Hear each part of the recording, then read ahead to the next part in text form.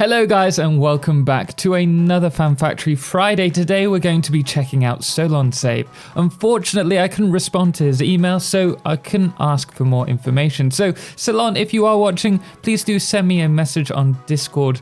There is a link to it below. But as with all our saves, this will be put on satisfactorytips.com. So if you want to check out the save yourself, you can download it and run around the build and check it out with fresh eyes. And trust me, this save is well worth checking out.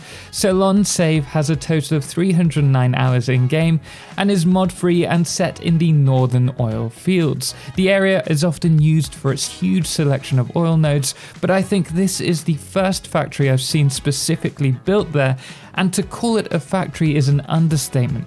This is an epic city that uses many unique architectural solutions which I've just not ever even considered before.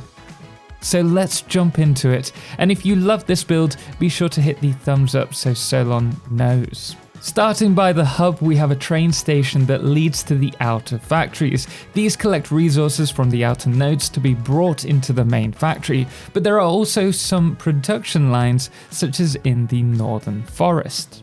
This factory reminds me very much of the large mines that are in the UK, where there's an observation tower which reaches high above the complex. The production lines are supported by their own coal power generators, and I love how they are separated from the factory through an upper wall and walkway. Overlooking these generators, we also have the storage area. We can then head upwards to the top of the tower, and from here you can see a few of the miners. However, what I'd really like to see is that this was a little bit higher so that we could see all of the miners and observe them producing the resources. But this is a kind of observation tower style that I think I might actually use in my mega factory build.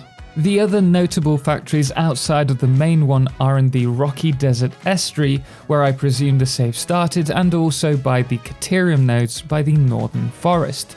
The Caterium factory produces quickwire on the lower floor, with everything above it being dedicated to architecture.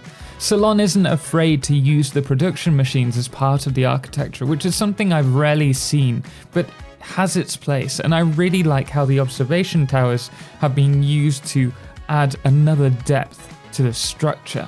The estuary has a coal generator plant on one of the wings, along with the production floors behind this, similar to the first factory that we saw, except this one also has an open front, which I really like. And throughout this save, you'll see Solon opens up the factory to give his builds great depth.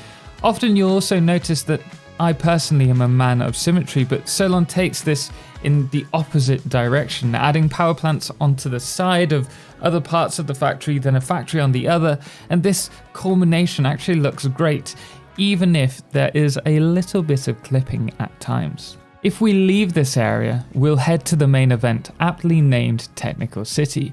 As we approach, the rails take a much more refined feel to them, being elevated on pillars then housed intermittently. I love this look, it feels very monorail-esque, of all the words I could use.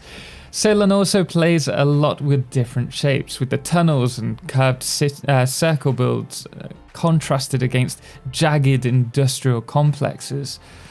Lighting also plays a big part. Take for example the ammunition factory, a hexagon build with the dark concrete foundations and the frames complemented by a burst of white and red at the top, along with the white production buildings inside and red details both on the inner walls and lights. The space elevator is then placed on a circle plinth, and I feel the monorail outside it is actually incredibly important in making the space elevator feel connected to the area rather than just an addition. It really ties it in with the build. Across from here we also have the power backup.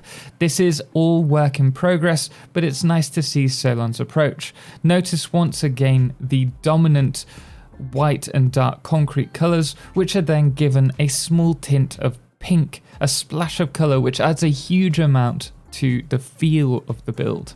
The next building plays a little more on the height contrast, with a tower on one side of this massive train station. Under the tower is the liquid freight train, and to the right the solid freight train. Now I love the look of the station and also how Solon plays with the gaps in the walls and the ceiling. And connected to the liquid freight train, we also have the fluid buffers to support this build. The oil then flows from this support station to the refineries. Now I love the stark contrast in colour with the radio tower and the pipe bus. The refinery section is aptly named Turbo Sludge, where this is of course creating turbo fuel. The tower refineries and the red lit heights look great, but for me the best part of this is the assembler line tucked tightly underneath, with us just seeing the tops of them. Of course, all of this turbo fuel is then sent over to the fuel generator plant that is nicely covered by this sloping roof. I really am at this point left speechless with the sheer variety of architecture and time that must have been spent developing these ideas. I don't feel my showcase can really put across how well made this is, so do check out Satisfactory tips. I'll put the link in the description below for you to check the save out yourself. Finally, we have the 3 main production buildings to this build. First, this gorgeous silo. Inside of it, it has levels of smelters and foundries, which takes all the ore and from it produces the ingots that are needed to be used. The ore is brought from the train station and the ingots are sent along this bus to our next building, the main factory. Unfortunately, at this point my game starts to seize up, but once again, combined with great architecture and lighting, houses the main factory hidden behind pillars like how the Colosseum's built. The sheets of lightning blue light give this a very clinical or sciencey feel to it, but as you ascend the building, the production does get gradually more complex, and at the end the items are then brought down to be transported to the final building to produce even more complicated items. This particular building is work in progress once again, but in it you'll find the aluminium production lines as well as a rather colourful production room. But this save really has been an absolute pleasure seeing and trying to see how Solon plays around with all the style throughout has given me inspiration and is well worth checking out for yourselves should you be inspired by it. But that is all we have time for in this video. If you did like it, please do drop a thumbs up, and obviously if you want to check out the save yourself, I'll post it in Satisfactory tips.